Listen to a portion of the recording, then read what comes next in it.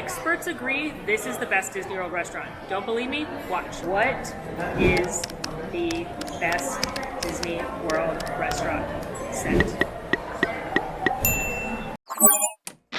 Hey everybody, it's been 703 days since my favorite Disney World restaurant has been open, but Jiko has finally reopened, and we're headed there on reopening night to try as much as we can off the menu and see if this restaurant is worth the wait. I'm so excited. I've been literally dreaming about this steak and mac and cheese for 703 days.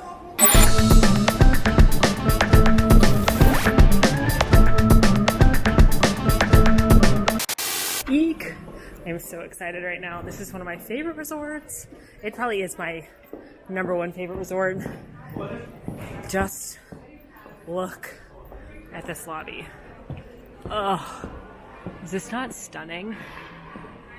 Gorgeous 5-story lobby. Incredible chandeliers. I love this bridge across the view out onto the savannah. There's fireplaces and so many places to just cozy up. This resort is amazing. Everything about this resort is just amazing, from these incredible fireplaces, which actually, little detail I love. Where is it? There it is, a metal hyena in the fireplace. Oh, this resort just has so many places to just like relax. I love the lions and the metalwork here. But one of the best things about this restaurant is the food. I did a video all about Boma, the buffet, when it reopened for breakfast and dinner. Absolutely incredible. But this is my favorite restaurant on property. They called my name. I'm so excited. Steak and mac and cheese. Here I come. Stepping inside this gorgeous restaurant. Now, there is this little bar right here. This is first come, first serve. This is the Cape Town bar. They do have some bites on the menu. You can order things off the Jiko menu here, as well as amazing cocktails. There's also walk-up seating at the bar with the chefs inside Jiko. You can't reserve that. You just have to get lucky. So if you would like to try to sit there, I would definitely recommend coming early. And then, of course, you've got this gorgeous, gorgeous restaurant, which is designed to look like the African sunset. It's designed in here to look like an African sunset with the birds flying. It is so gorgeous in here. You've got these big ovens that the chefs are working on. Oh, I'm so happy.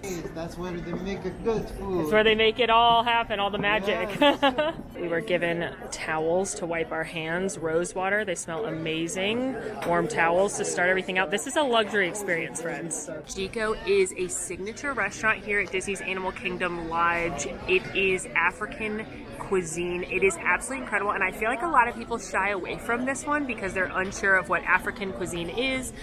People tend to stick to more popular signature restaurants like California Grill and Yachtsman, but this one is truly my favorite. Not only is it gorgeous in this restaurant, not only is this resort gorgeous, but the food here is superior to all of the restaurants in Disney World, in my opinion. The food's absolutely incredible, the service is incredible, and it's just a wonderful experience. Taking a look at the menu, we're starting cocktails here. Here's the signature cocktails. They have their version of an old-fashioned. Obviously, I'm going to drink that. Spoiler alert. Their version of a martini. They also have some cocktails that you can get at other places that are signature to this resort. African Star Mojito, the Mount Killamarita, some specialty non-alcoholic drinks as well. And then they're very much known for wine here. They actually have one of the largest South African wine lists outside the continent of Africa here. So you can get a lot of amazing South African wines, including Pinotage, which is a kind of like a Pinot Noir native to South Africa, though. So that's a great glass of wine if you're looking for something that will be delicious and unusual. Got our cocktails. Gonna try these out. So this is that African Kanu Old Fashioned. They used to make it with African whiskey. Unfortunately, they aren't able to get that right now, so it's just made with Woodford. But it's also made with orange bitters, regular bitters, and Madagascar vanilla, which makes it very special. I'm excited to try it. You know, I'm an old-fashioned connoisseur. And then this is the Seychelles Martini, which is made with Crooksland gin, which is an African gin, raspberry liqueur, and pineapple juice. It's garnished with a little orange and a raspberry. These both look amazing. Very excited to try. Cheers to the return of Jiko. I'm so happy right now. Oh, such a good old-fashioned. I'm not just saying that. No, it's perfect. I love it. Definitely can taste the booze, definitely can taste that bourbon, but it does have that hint of sweetness from the Madagascar vanilla, as well as the orange. It's a really nice balance. It's definitely more booze forward. It's not quite as sweet as the one at Le Cellier or the one over at Topolino's Terrace, but it's not quite as boozy as, say, the one over at Yachtsman. Gosh, that's a great old-fashioned though. And let's try this martini as well, just a little sippy sip. Ooh, okay, that's a little sweeter than I like drinks because it does have raspberry and pineapple, but you can also taste that kind of earthiness from the gin, that kind of piney flavor when you think of gin, so that's something a little bit special. I would say, however, over anything else, I like showing cocktails because they're a little bit more unique. If you're going to get something to drink here, I highly, highly recommend getting wine. I love Pinotage wine. I brought like 13 bottles back of wine back from Africa when we went. We had to buy a suitcase at the airport to fit all the wine over there because their wine, South Africa is actually like, I think number 7 as far as wine producing countries, and people don't think of South Africa as being a popular place for wine. So their wine here is incredible. So I do recommend for a wine drinker, get wine. But if you're a cocktail drinker, both of these are great. Taking a look at the dinner menu, starting with our appetizers, they have a Jiko salad. And actually, fun fact, a lot of that produce comes from the land pavilion, which is great. They've got scallops. They're known for this wild boar tenderloin. They have a flatbread that'll rotate out as well as a squash bisque. They have some enhancements you can add to your meal, including prawns, bobotie mac and cheese, and Zulu oxtail, samp, and beans. Looking over at your entrees, you have a Moroccan lamb shank, the signature oat grilled filet with that amazing macaroni and cheese, chicken, fish, short rib, a plant-based stew, and then a seafood tagine. So as you can see, like most restaurants, it's going to have your steaks, your chicken, your different variety, but it's going to be a little more adventurous, very heavily African-inspired, Moroccan-inspired, different spices. You're going to have a ton of flavor. So this may not be for everyone, but if you're more of a foodie, this is an excellent menu. My server was very kind and brought me the kids meal as well. It's not a special Jiko kids meal. It's like the normal kids coloring thing, but then the menu's different. So kids can choose an entree, and it's like grilled chicken, shrimp, steak, mac and cheese. They do a kids pizza, a couple other items, and then they pick 2, which are ice cream. There's a Pumbaa dessert, fruit, vegetables. So there's a little bit of everything on the kids meal. So if mom and dad are a little bit more foodies, but you still want something that your kids are going to enjoy, they can do that. Brand new bread service has arrived. What I'm loving about the menu is they did bring back a lot of the favorites, but then they also worked up some brand new delicious looking things like this bread. So there are 2 different kinds of bread. There is an Egyptian fatir bread, which is like a flatter, almost looks like a pita bread, and it's got sesame seeds on top. This they're calling giraffe bread, which is very cute because they put a little bit of rice flour on top to make it look like crinkly, like the giraffe pattern. And then you've got the Jiko butter, which has black sea salt. Ooh, that is such good bread. I love the little crispiness from the rice flour on top. It's nice doughy yeasty bread. It tastes like just a big yeast roll. The flatter bread, the Egyptian bread's very good as well. Obviously not as dense. Love a little sesame seed action. But for me, the winner is that big giraffe bread. That's awesome bread. So with the butter, there's a little bit of extra tanginess, and we asked our server if it was something different than regular cow's milk butter, and she said, yeah, it's actually made with cow's milk and goat's milk, and goat cheese is in the butter, which is probably why I like it so much. And I would like to bathe in it, probably. If I could take a giant tub of it home, I would like to. That's probably not allowed at such a nice establishment, but a girl can dream. It's incredible. But let's try some of these appetizers. Appetizers are here, and oh, I'm so excited right now. Okay, we are starting with some seared scallops with nopi and ground nuts. Nopi is a like a porridge-like substance made out of pumpkin, so that's this right here. And then you've got some beautiful diver scallops, blistered peanuts, the nopi, a chestnut cream, a fennel apple slaw on there, as well as a cider reduction. I'm not a huge scallops person, but when I'm at a restaurant like this, I have no fear. I know it's going to be delicious. They're going to make some delicious combination of flavors, and I'm excited to try it nonetheless. This right here is the seasonal flatbread, which is currently right now a duck confit and honey raisin flatbread. So it's duck, toasted chickpeas, rocket, mozzarella, raisins, harissa, and spiced honey. And it's made in a wood oven right over here. It smells amazing. I can't wait for that. And then I'm so excited. This is one of the fan favorite returning dishes. It is the braised wild boar tenderloin. So it's wild boar, and then it's got creamy pap, which is similar to like a grits or a cornmeal down there on the bottom. And then chakalaka tomatoes, a chive spiced oil, and then it's got some little crisps on there. Yum, yum. What a beautiful arrangement of color and flavor. I can't wait to eat it. Scallop bite. Okay, like I said, I'm not a huge scallop person, and I think it's because I never want to risk scallops, because if you get bad scallops, like, it's not like getting bad pizza where it's probably still going to be fine. Those are delicious. First of all, I love the crunch from both the peanut and that apple slaw, which also added a little bit of tartness to the bite. But the scallop has a beautiful sear on the outside, that little crispness on the outside. It's not super fishy or salty. It's cooked beautifully. A little sweetness from the pumpkin. Wow, that is excellent.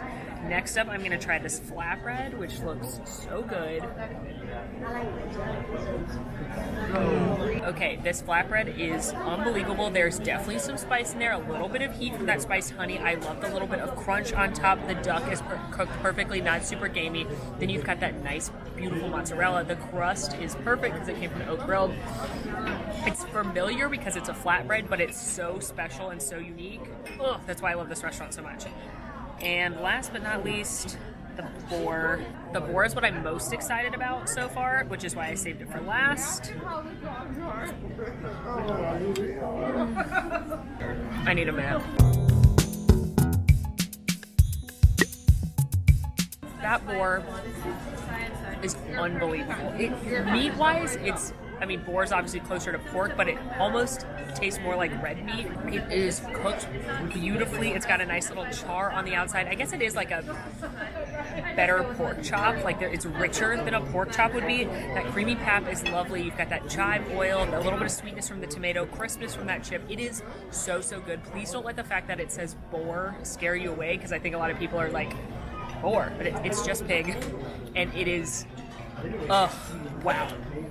This restaurant, I was a little nervous, not gonna lie. I still am about the steak, because I think I've built this restaurant up in my head as being the greatest place ever, and I was worried it wouldn't feel like it still is. And so far, everything has been, from the cocktails to the bread to the apps, a wonderful symphony of color and flavor. So the main course has arrived, and like a literal tear came to my eye when I saw this filet, because it is my favorite meal in Disney World, and I just hope it still is. This is that signature oak grilled filet mignon. It's got a beautiful crust on it right there. It comes with their 4-cheese macaroni. Now, it used to, you'd have to ask to get the macaroni. It was like a secret thing you had to know about, but they went ahead and knew everyone knew about it and that everybody wanted it, so they put it with the filet. It comes with rainbow cauliflower and a chocolate red wine demi-glaze, their signature red wine sauce.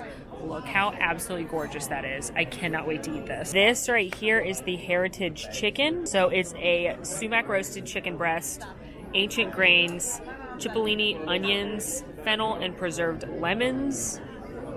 You can see it's got some beautiful tomato, onion, looks like carrots.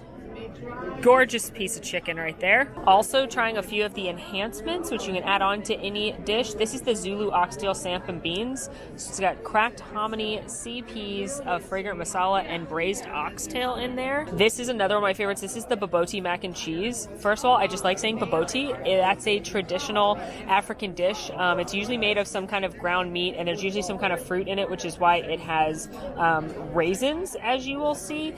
They do this at breakfast as well. They do like an egg baboti dish, and sometimes the baboti will be a little bit more unusual. It'll be like elk or some kind of animal that maybe not is as familiar, but this is Wagyu beef baboti, and then it's got that delicious 4-cheese macaroni and cheese, almonds, raisins, kombuchari, and a red wine reduction, and it looks amazing. Okay, I can't wait any longer. Normally, I like to eat things based on my least excited to most excited to eat, but I can't wait any longer. I have to eat this steak. It looks so beautiful. Oh, it is cutting far too easy. It is far too easy. I mean, it's still hard because I'm trying to do it with one hand, but it is beautiful. Look at that. She is beautiful. Perfectly medium rare. It cuts so easy. I can't wait. All right, look at that. I'm going to dig into this mac and cheese. It's got this like beautiful crumbly top. Oh my gosh. I'm going to get a bite of steak. Hold on. Here it is. The bite. The bite. We're going to get extra wine sauce.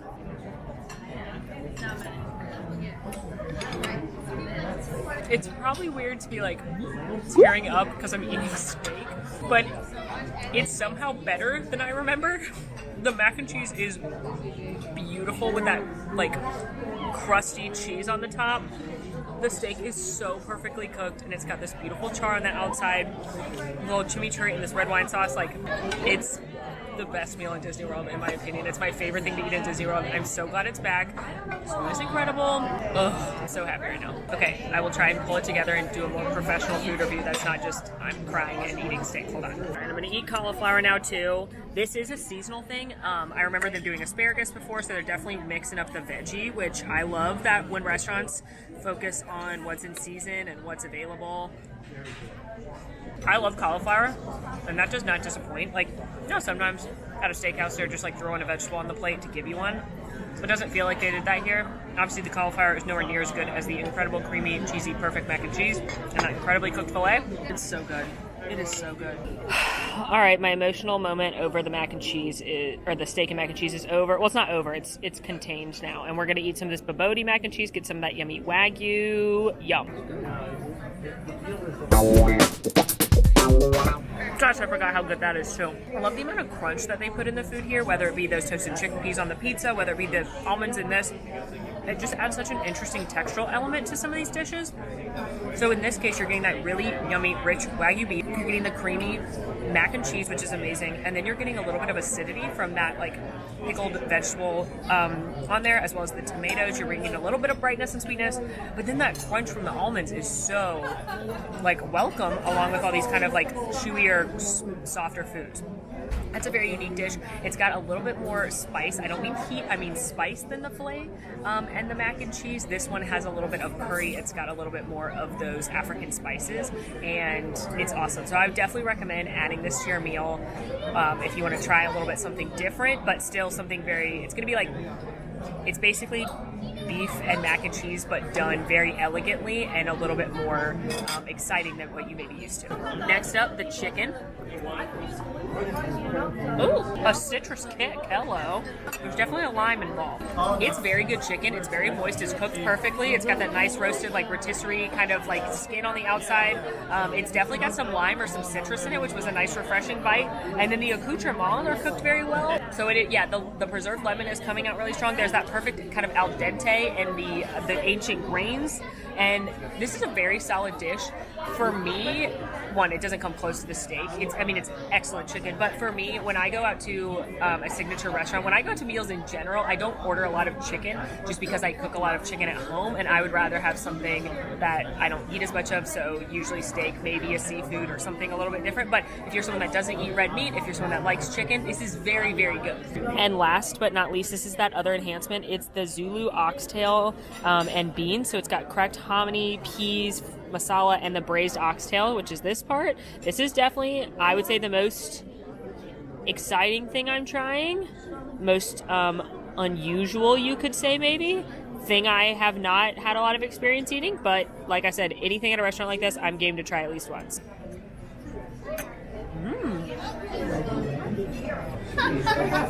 The food here is so good. That is fabulous too. That meat is nice and smoky, not super strong in gamey flavor or anything. And then the sampa beans has a little bit of spice. Definitely got that masala flavor, but it's got a little bit of heat too. This restaurant, in my opinion, can do no wrong. Everything here is so good.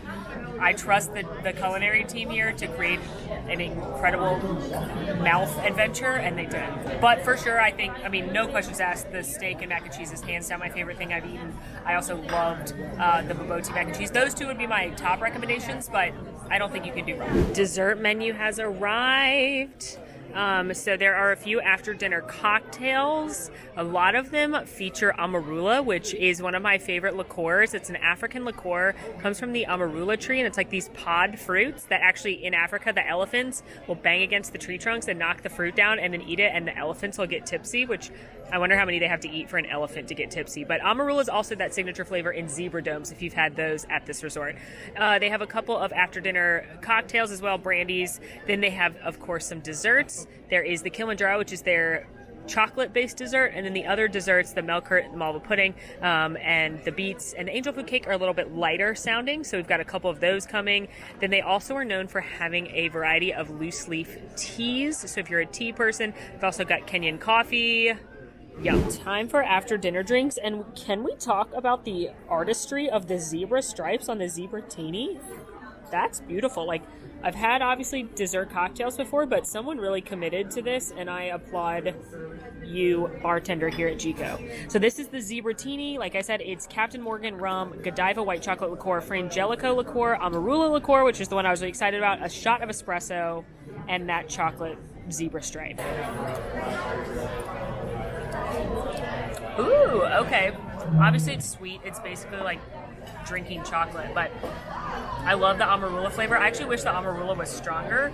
I wish it wasn't drowned out so much by the different chocolate flavors in there. Not really tasting the rum, mostly tasting that espresso and then the white chocolate and a little bit of the rum, the Amarula. It's definitely good. It's definitely very beautiful, and she poured it tableside, which is always fun. As far as these kind of dessert drinks go, it's less sweet than other ones I've had. However, I would probably, if I was going to order an after dinner drink again, I would just get coffee with Amarula, which is something you can get here as well as some of the bars, and I would probably get it to go, because then I would go sit at one of those fireplaces and drink it either inside or outside. But if you want a fancy dessert drink, not a bad choice. Dessert is here. So how beautiful and ornate are these? They're also, I feel like, very good sizes. Of course, they're expensive because we're at a signature meal, but after you've eaten such a rich meal and you want just a little something sweet, it's nice to have like a sensible size. But let's talk about these. This right here is called milk tart, and it's an African milk custard tart. It's seasoned with cinnamon and cardamom, and it's got French fruit, and as you can see, it's beautiful and says Jiko on it, which I love. Here is the Kilimanjaro. This is your chocolate dessert. It is dark chocolate mousse from Ghana, and then it's got a pistachio financier, a pink peppercorn meringue, cocoa nib crunch, and some candied pineapples. And one very cool thing my server just told me is that it's of course named after Mount Kilimanjaro, which is the highest point in Tanzania, and they say that it's so high you can touch the clouds, which is why they have this beautiful little cloud topping on there. And last but not least, this is the malva pudding, which is so beautiful I could cry, and it's milk tart ice cream, so the same flavor profile as the tart here makes this beautiful cinnamon ice cream, and then it has the katifi, which is this like kind of haystack thing seasoned with cinnamon as well, these little sponge cakes here, and then this little shortbread cookie, which is shaped like a canoe bird, not canoe like Ron Swanson would build in his workshop canoe, but canoe is actually what these birds are called that are up on the ceiling here. They are a mythical bird of South Africa, and they are thought to bring prosperity and good luck. So if they fly over you and you're a farmer, they will bring you good luck for your crops and prosperity, and if they fly over anyone else, they'll bring you good luck. So they're flying over us now, bringing us good luck, and the detail, unbelievable. If you look into the wood, they have hay bales carved out of some of the wood. That kind of like geometric shape right there is supposed to represent hay. So now we are the farmers, and the birds are flying over it because Disney Imagineers go so hard for us, and no one even knows how much they do. But anyway, this dessert is designed after that. Okay, starting with this malva pudding. Look at this little crispity, crunchity, cinnamony deliciousness. Gonna get some of this little ice cream, some of the little cake. Yum. I'm gonna murder the bird too. Just take a little of the cookie and just break a little of his wing. I'm sorry, bird. Okay. Very cinnamony. It's very strong cinnamon flavor. That's definitely the strongest flavor when you bite into it. So if you don't like cinnamon, this is going to be a no for you. But it's more of a sweet cinnamon. You know how sometimes cinnamon can be almost hot, like if you think of like a red hot, it's not like that. It's like a sweet cinnamon. You've got a lovely vanilla flavor with it as well. Love the texture from the little hay vibe going on. And then you've got that nice sponge cake. So that one is phenomenal. I think it's going to be hard to beat. I often say that dessert at table service restaurants isn't worth it because a lot of them are very generic, and you're better off going to get a quick service dessert or a snack stand dessert somewhere else. But that, in its beautiful presentation and its unique flavors, is definitely something a little special. Next up, the milk tart, which is going to be similar. Delicious milk tart, very similar in flavor profile. Yeah, it still has that cinnamon flavor, very light. as far as the flavor goes in the tart, but the crumble's pretty strong. The crumble's like not sweet at all. It almost reminds me of granola, and then it's got some pomegranate seeds. I definitely prefer the other one. This one's fine, and it's very pretty, obviously, but this one leaves me wanting a little something more. Like I know I always say I don't want sickly sweet desserts, but I want dessert sweeter than this. But now let's move on to Kilimanjaro, which I cut open to show you on the inside. That's your pistachio, both in here and right here. Your pink peppercorn is the meringue on top. We're gonna get a little bit of this, a little of the pineapple and the guava, a little dollop. Okay, that is very rich. That guava, like, punched me in the face. Definitely a very rich chocolate dessert. Love the little bit of nuttiness from the pistachio, a little bit of crumble in that. And then the meringue doesn't have a lot of flavor. It's just a little bit lighter. Helps to lighten how rich this dessert is. For me, if I was going to get one again, I would definitely get the malva pudding just because I not only like the story behind it and the presentation, but I really liked the cinnamon flavors, and it was really, really delicious and something special. This one is very beautiful in presentation, but it tastes like other desserts I've had a little bit more because it's mostly just a rich chocolate dessert. But I actually think these desserts are really pretty, and for me, the malva is the winner. My server just showed me another great detail, and that it's these gold rings around the columns throughout the restaurant.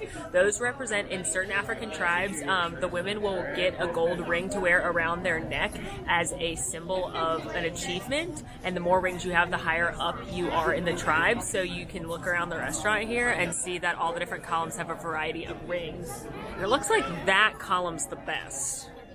That column, you don't want to mess with that column because they are elite. This column needs to try harder. There's also a huge hidden Mickey if you look at the tops of the wood fire ovens there. It makes a Mickey. This meal has warmed my soul and provided me with so much inner happiness. I'm so glad this restaurant is back and better than ever. The changes they made to the menu, the things they added that I tried were incredible. The old favorites like the steak and the boar, still amazing. I just love this restaurant. I think it is such a unique experience, and it's just a little off the beaten path, and not enough people come here and love this restaurant in my opinion. So hopefully maybe you're interested in coming to eat here next time you want to celebrate a special occasion or date night or an anniversary. I definitely don't think this is an everyday restaurant. It's obviously a signature restaurant, so it's more expensive. And for some people, just the more uniqueness of the spices and the flavor profiles may not be for them. But if you are a little bit more of a foodie, if you're a little bit more adventurous, if you like Indian and African spices and something a little more unusual, an experience you're not going to get anywhere else, Jiko has my money. It's definitely my favorite restaurant in Walt Disney World, and that hasn't changed, I'm very glad to say. Highlights for me at this meal, of course, that filet and mac and cheese. You cannot beat it. Still my favorite meal on property.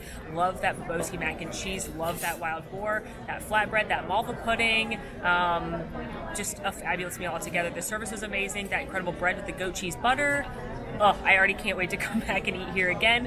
And this is definitely my favorite restaurant. And glad that it still holds up 703 days later. And to cap the night off, our wonderful server, Kelly, brought us a blood orange friandises, which is just like a little nosh here. And it's basically just sugar, she said. But just a little final bite. It's like jelly, like a gummy. Yeah, it tastes like a gummy, but it's not sour, it's sweet. Blood orange flavor. Just a little boop to the lead view, like boop, you know what I mean? Obviously I'm here late, and I do recommend going to look out at the savannah if you visit the Animal Kingdom Lodge for any reason, but definitely go out, come a little early to your dining reservation, go look out on the savannah, look at the giraffes and the zebras and all the beautiful creatures out there before you have an amazing meal. As I said before, the experts all agree that Jiko is one of the absolute best meals on property, and I'm so glad to see that it still is. Let me know what restaurant you want to see reviewed down in the comments, and in the meantime, friends, go watch my Boma review where I go to both the breakfast and the dinner buffets. Bye! It's been magical.